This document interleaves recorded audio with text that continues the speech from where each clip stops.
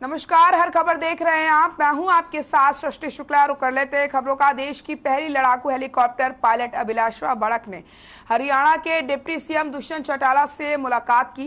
इस दौरान deputy CM Dushyant Chautala ने सुश्री अभिलाषा को बधाई दी और कहा कि आपसे प्रेरणा पाकर हरियाणा की और लड़कियां सेना में जाएंगी।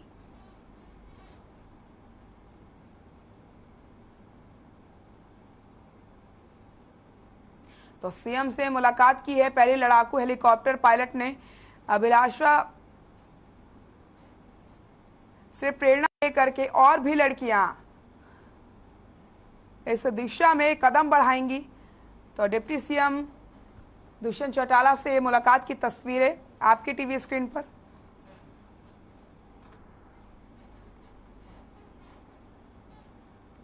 केंद्रीय युवा मामले और खेल मंत्री अनुराग ठाकुर पंचकुला के ताऊ देवीलाल स्टेडियम पहुंचे और हरियाणा महाराष्ट्र के बीच हुए महिला कबड्डी मैच को देखा। मैच के बाद विजेता कबड्डी खिलाड़ियों को मेडल भी दिए। अनुराग ठाकुर ने कहा कि हरियाणा ने खेलों को बहुत गंभीरता से लिया है। उन्होंने कहा, चाहे बेटे हों या फिर बेटियां, हरियाणा ने दोनों को एक समान बढ़ावा दिया है। हरियाणा के खिलाड़ियों ने अपनी प्रतिभा पर हर मंच पर अपनी प्रतिभा को साबित किया है। खेलो इंडिया गेम्स का चौथा एडिशन हरियाणा में हो रहा है और आपको देखकर प्रसन्नता हुई होगी कि स्थानीय लोगों में भी कितना उत्साह है। देश भर के 8,500 से ज़्यादा खिलाड़ी, ऑफिशियल्स और जो बाकी रेफरीज आए हैं। इसके अलावा भी यहाँ पर सैकड़ों की तादाद में हर हॉल में दर्शक बैठे हैं।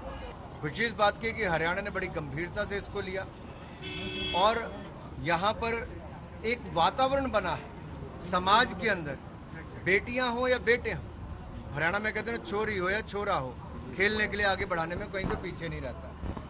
वो कहते हैं दूध दही खाएंगे, खेल के मैदान में जाएंगे और उन्होंने करके दिखाया। रुक लेते अगली खबर को। कुरुक्षेत्र में खेलो इंडिया यूथ गेम्स से स्वर्ण और रजत पदक जीत कर लौटी गतका टीम का आपको बताते चले कस्बा शाहबाद पहुंचने पर सीएम के राजनीतिक सलाहकार कृष्ण कुमार बेदी ने स्वागत किया और उनके उज्जवल भविष्य की कामना यहां पर की गई है। वहीं आपको यह भी बता दें कि शाहबाद के खिलाड़ियों ने खेलो इंडिया यूथ गेम्स में 8 पदक जीते हैं। शाहबाद के खिलाड़ियों ने खेलो इंडिया यूथ गेम्स में 8 पदक जीत करके हॉकी के बाद गतका में भी शाहबाद का नाम देश भर में रोशन कर दिया है। गतका खिलाड़ियों की इस उपलब्धि से शाहबाद में खुशी की लहर है।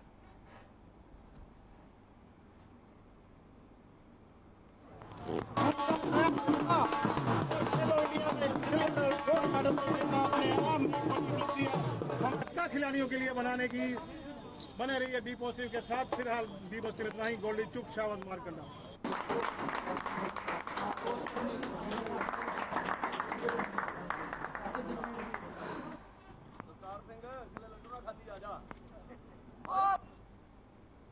हरियाणा में नगर निकाय चुनाव की तैयारियां जोरों पर हैं। जहां आपको बता दें नगर निकाय चुनाव को लेकर प्रत्याशी अपनी तैयारियों में जुटे हैं, तो वहीं पुलिस प्रशासन भी शांतिपूर्ण ढंग से चुनाव कराने के लिए तैयार है।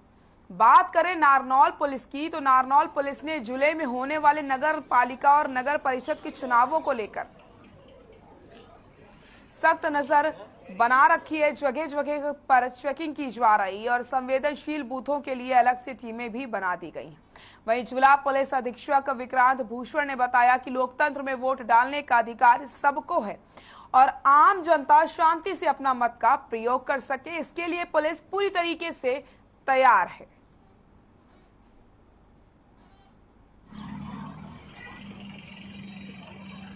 देखिए, जब से मॉडल कोड ऑफ कंडक्ट लागू हुआ है, हमने अपनी सारी पुलिस फोर्स को ब्रीफ कर दिया है और जो भी समय समय पे ऊपर से डायरेक्शंस आती हैं with regard to deposit of arms या इलीगल आर्म्स या लिकर की तस्करी, जो भी पुलिस का नैतिक कार्रवाई है हम वो करेंगे। रही बात sensitive, hyper sensitive, weaker sections की बूथ की जगह, कुछ हमारे पास पुराने रिकॉर्ड से भी है और कुछ हमें लिस्ट नहीं भी मिल जाएगी। हम इंश्योर करेंगे वहाँ पे प्रॉपर हम फ्लैग मार्च करें, प्रॉपर पेट्रोलिंग करें, ताकि हर व्यक्ति को जो डेमोक्रेसी की सबसे बड़ी जो पहचान होती है इलेक्टोरल डेमोक्रेसी की, मतलब वोट डालना।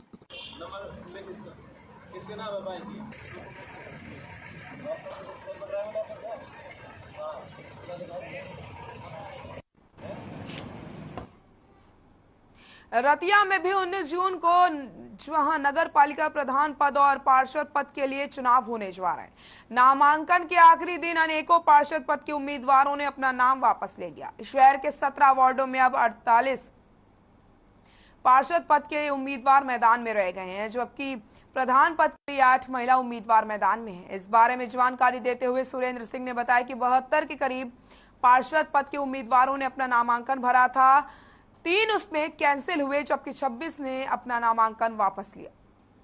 83 पार्षद पद के उम्मीदवार मैदान में हैं। उन्होंने बताया कि नगर पालिका प्रधान पद के लिए 8 महिला उम्मीदवार भी मैदान में हैं।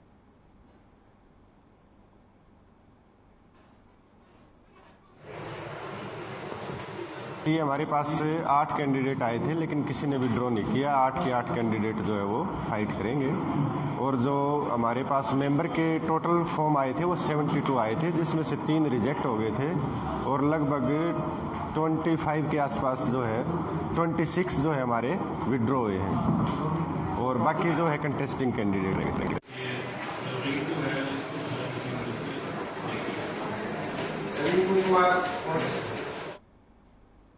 चरखी दादरी में आगामी 19 जून को होने वाले नगर परिषद चुनाव की सरगर्मियां तेज हो गई हैं।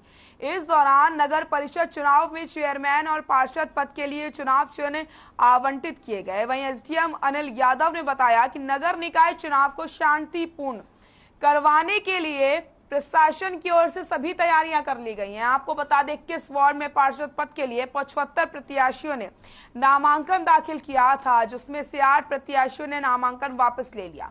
वहीं 4 प्रत्याशी पार्टी के सिंबल पर चुनाव पहले सेल्फी लेता दिखाई दे रहा था और उससे फुटेज के आधार पर ही पुलिस केकड़ा तक पहुंची थी। वहीं पुलिस को पता चला कि केकड़ा के साथ गांव तकमतल का निवासी निक्का सिंह भी शामिल है। अब निक्का की तलाश पुलिस कर रही है। सूत्र बताते हैं कि निक्का और केकड़ा बीते काफी समय से एक साथ रहते थे और दोनों हत्याकांड में सहयोगी हैं।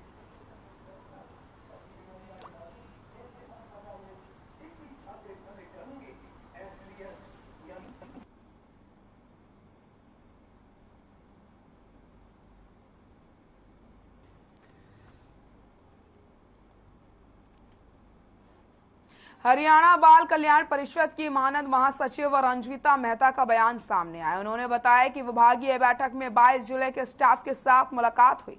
उन्होंने जानकारी देते हुए बताया कि समर वेकेशन कैंप के अंतर्गत 3 स्कीमें हैं, जिसमें ब्यूटिशियन का कोर्स, सिलाई कढ़ाई का कोर्स, कंप्यूटर का कोर्स, जूडो कराटे आदि एक्टिविटीज शामिल हैं। सभी को लेकर चर्चा की गई। साथ ही उन्होंने नशे पर नकेल कसने के लिए बॉर्डर एरिया पर अधिक ध्यान देने की बात कही, ताकि बच्चे नशे की चपेट में ना आ सके।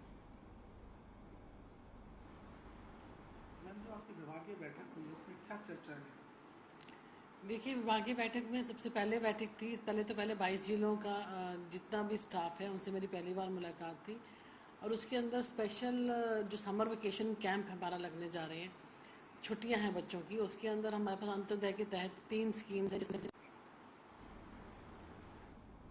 भवानी खेड़ा के गांव प्रेम नगर में ग्रामीणों ने यूनिवर्सिटी प्रशासन के साथ बैठक की और ग्रामीणों की मांग जल्द लागू करने की यहां पर मांग की गई। वहीं राजेश ने बताया कि ग्रामीण 2 साल से मेडिकल निर्माण कार्य CBLU में युवाओं के लिए नौकरियों की मांग को लेकर संघर्ष कर रहे हैं।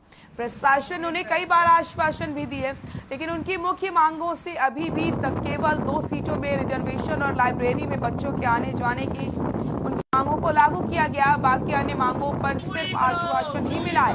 वहीं ग्रामीणों ने चेतावनी दी है कि जब तक उनकी मांगे नहीं लागू की जाएंगी, ग्रामीणों का जो संघर्ष है, जो धरना है, वो इसी तरीके से जारी रहेगा।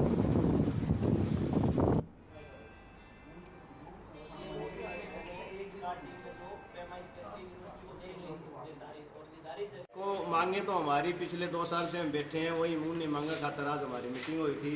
प्रशासन से गाँव वाला ने ज़मीन दे रखी है, बच्चा खातर नौकरी की मांग है, दाखिला में रिजर्वेशन की मांग है और एक जो दीवार है जो एनक्रोच हो रही है मेडिकल की साइड, उसने हटाने की मांग है। मुख्य मांग हमारी यही थी और इन्हीं मांगा पर जो अनाज हमारी यूनिवर्सिटी प्रशासन से मीटिंग हुई थी।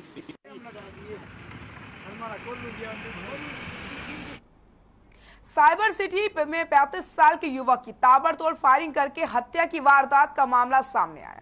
दरअसल पुलिस को सूचना मिली थी कि कार में युवक गंभीर हालत में पड़ा हुआ है, जिसको कई गोलियां मारी गई हैं। वहीं मौके पर पहुंची गुरुग्राम पुलिस ने गंभीर रूप से घायल मनीष भारद्वाज नाम के युवक को निजी अस्पताल में भर्ती करवाया, जहां उसकी इलाज के दौरान मौत हो जाती है। जानकारी के मुताबिक शुरुआती तफ्तीश में आपसी रंजिश के चलते हत्या की वारदात को अंजाम देने का अंदाजा लगाया जा रहा है। फिलहाल पुलिस ने मामले की तफ्तीश शुरू कर दी है।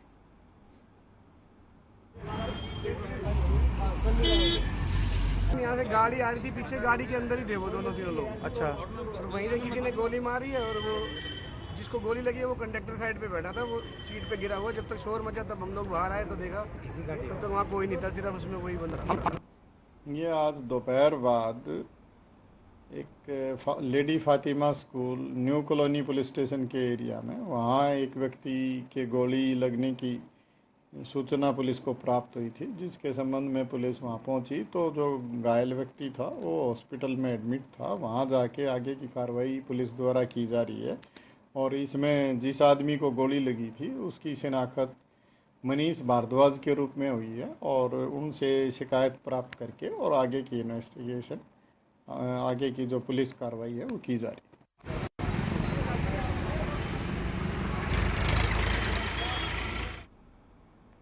हरियाणा में कुत्ता पालने वाले लोगों के लिए एक बुरी खबर सामने आई। हरियाणा के कई जिलों में कुत्ते में कैनेनाइन कोरोना वायरस पाया गया है। हिसार की लाला लाजपत राय पशु चिकित्सा एवं विज्ञान विश्वविद्यालय के वैज्ञानिकों की रिपोर्ट के अनुसार साल भर में करीब प्रदेश भर से लिए गए 50 सैंपल में 15 कुत्तों के सैंपल कैनेनाइन कोरोना से संक्रमित मिले। गौर करने वाली बात यह है कि 15 कुत्तों की मौत कैनेनाइन कोरोना वायरस से हो गई है, लेकिन यह पुष्टि नहीं हुई कि उनके पीछे संक्रमण के अन्य वायरस भी कारण हो सकता है।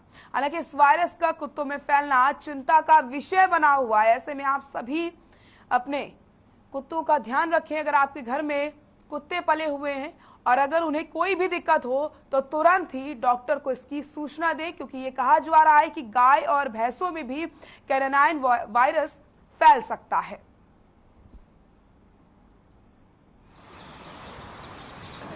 जो हमारा पशु अस्पताल है इसमें रूटीन बेस पे जो डॉग्स हैं वो बीमार आते हैं, इलाज के लिए आते हैं, बीमारी जांच के लिए आते हैं। तो करीबन 2017-18 से लेकर लगातार एक अच्छी संख्या में जो डॉग्स हैं वो हमारे पास यहाँ इलाज के लिए आ रहे हैं।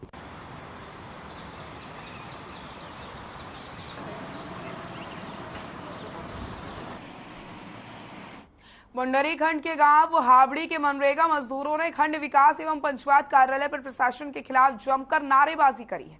इस मौके पर मनरेगा महिला मजदूर छोटे छोटे बच्चों को साथ लेकर रोष प्रदर्शन करने पहुंचे। हावड़ी गांव के मनरेगा मजदूरों ने ज्ञापन देकर मांग की कि मनरेगा के तहत उन्हें काम दिया जाए। मनरेगा मजदूरों के राज्य सलाहकार फूल सिंह ने पत्रकारों से बात करते हुए बताया कि मनरेगा के मजदूरों को नवंबर 2021 से लेकर अब तक केवल 5 दिन का ही काम दिया गया था। उसके बाद उन्हें आज तक मनरेगा के तहत कोई काम नहीं मिला, जिससे उन पर आर्थिक संकट के बादल छाने लग गए हैं।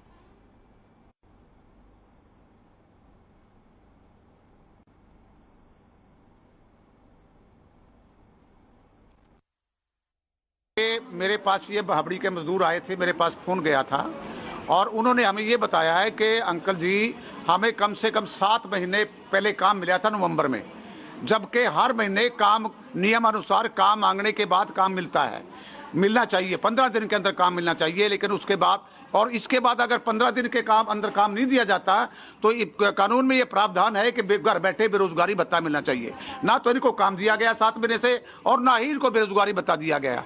आज ये हारे थके हुए, मतलब ये कई बार चक्कर भी इन्होंने लगा दिया। एबीपीओ मैडम को भी मिलते हैं और वहाँ जो कर्मचारी है उनको भी मिलते हैं, बीडीपीओ साहब को भी मिलते हैं कि इनकी कोई, लेकिन आज तक इनको कोई सुनवाई नहीं। जी ऐसा है, कुछ हाबड़ी के मजदूर जो नरेगा के, वो आज कार्यालय में आके ज्ञापन देके गए हैं कि उनको काफ़ी समय से काम नहीं दिया जा रहा। मैंने 2 दिन पूर्व ही कार्यभार ग्रहण किया है पुंटरी का, तो ज्ञापन मेरे पास है, उसको देख के उसको पूरी तसल्ली से जो है उसके ऊपर कार्रवाई की जाएगी और मजदूरों का नरेगा के तहत हक है कि उनको काम दिया जाए और निष्पक्ष रूप से ही उनको काम दिया जाएगा। जिस मजदूर को काम नहीं मिल रहा उसको काम दिया जाएगा और जिसका जॉब कार्ड नहीं बना, जिसको जॉब कार्ड की समस्या है, उसका जॉब कार्ड तुरंत प्रभाव से बना दिया जाएगा। सोनीपत के गांव सहजवादपुर में जमीन मसले को लेकर के पिछले दिनों प्रेशर में आकर के सुसाइड करने वाले सुनील के परिजन लगातार प्रशासन से न्याय की उम्मीद कर रहे हैं। बावजूद इसके परिवार को कहीं से भी न्याय नहीं मिल रहा है। इसी के चलते सोनीपत में आम आदमी पार्टी के नेता पीड़ित परिवार के साथ एसपी कार्यालय पहुंचते हैं, लेकिन उन लोगों की एसपी से मुलाकात नहीं हो पाई। मृतक के भाई ने बताया कि उसकी जमीन को किसी और के नाम से ट्रांसफर करवा दिया गया, जिस पर फर्जी अंगूठे लगाए गए हैं और उनकी जमीन पर लोन लिया गया। पीड़ित परिवार का कहना है कि उन्हें न्याय दिया जाए।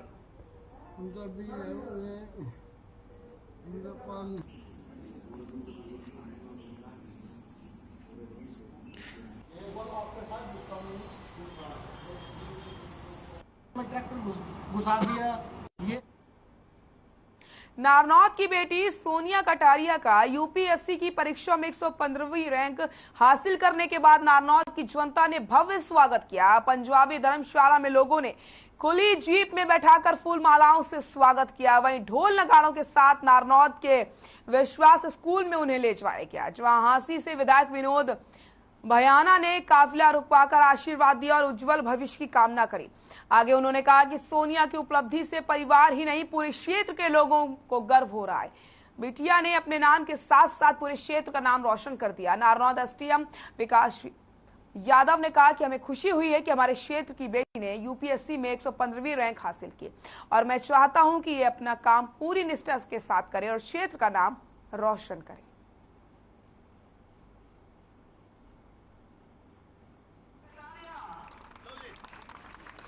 सबसे ज़्यादा सपोर्टिंग मेरी फैमिली रही है, मेरे मम्मी पापा रहे हैं, मेरे भाई बहन रहे हैं, मेरे चाचा चाची, सब पूरा परिवार रहा है। जैसे आप तैयारी मैंने मेरे मास्टर्स के बाद स्टार्ट करी थी, जैसे सब स्टार्ट करते हैं बेसिक चीज़ें पढ़ के, फिर धीरे धीरे समझ के, कभी कभी नहीं होता था तो क्या गलतियाँ करी मैंने उनसे सीख के, फिर उसके बाद ये वाला अटेम्प्ट था जिसमें तीनों स्टेजेस मेरे क्लियर हुए।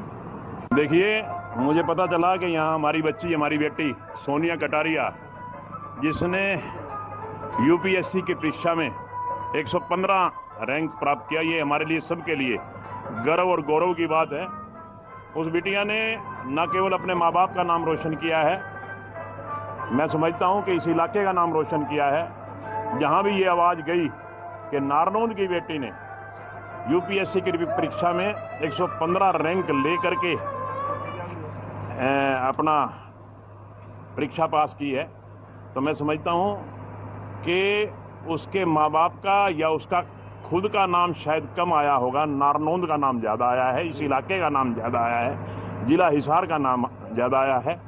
जैसे ही जिस दिन मुझे इन्होंने फ़ोन पे बताया, मैं सही मायने में मेरी खुशी से आंखों में आंसू आ गए, क्योंकि इस परिवार को मैं जानता हूँ।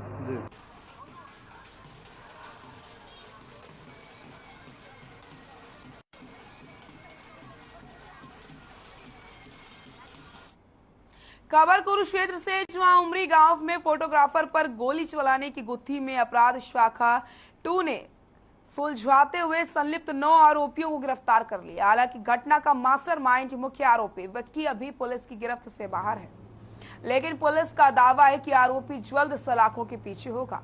वहीं अतिरिक्त पुलिस अधीक्षक कर्ण गोयल ने बताया कि मामले में 9 आरोपी, जिनमें राहुल, रोहित, गौरव, संदीप, अभिषेक, रविंद्र, विजय, यशपाल और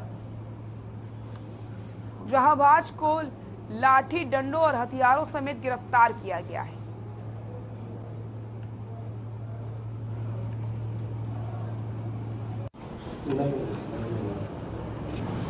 ये 1 जून को एक वारदात हुई थी उमरी गांव में। यहाँ दुर्गा फोटो स्टूडियो चलाते हैं महेंद्र जी, तो उनकी दुकान पर दिन में कुछ व्यक्ति घुसे, 3 व्यक्ति अंदर घुसे थे। उनमें से कुछ डंडों लाठियों से लैस थे और एक के हाथ में वेपन था, पिस्तौल थी, उससे उन्होंने 2 फायर किए थे। इसमें जो कंप्लेनेंट है हमारे महेंद्र जी, उनको वो बच गए थे। तो इस पे सदर थाने में मुकदमा दर्ज हुआ था 307 का आर्म्स एक्ट में। तो इसमें 2 दिन पहले CIA 2 इंस्पेक्टर प्रतीक की नेतृत्व में इस केस में सक्सेस हासिल करते हुए 9 लोगों को हमने गिरफ्तार किया है।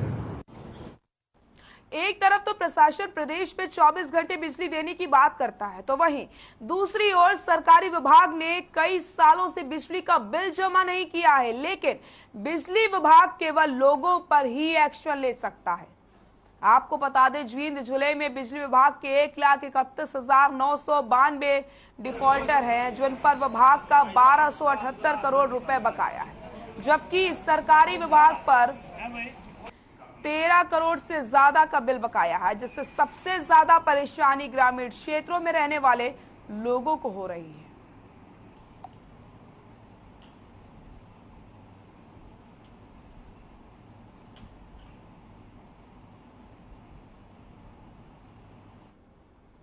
जून के महीने में हिसार का तापमान 43 डिग्री सेल्सियस तक बढ़ गया, जो अब तक का सबसे अधिक तापमान बताया जा रहा है। हर साल की तुलना में इस बार गर्मी बहुत ज्यादा हो रही है और इसी गर्मी का आम जनजीवन पर प्रभाव पड़ने लगा है। साथ ही साथ फसलों पर इसका बुरा असर देखने को मिल रहा है। वहीं एग्रीकल्चरल विश्वविद्यालय के मौसम विभाग के विभाग अध्यक्ष डॉक्टर मदन लाल खीचड़ ने जानकारी देते हुए बताया कि पहले की अपेक्षा से अधिक गर्मी पड़ रही है। साथ ही उन्होंने बताया कि 10 जून को मौसम में बदलाव आने की संभावना है।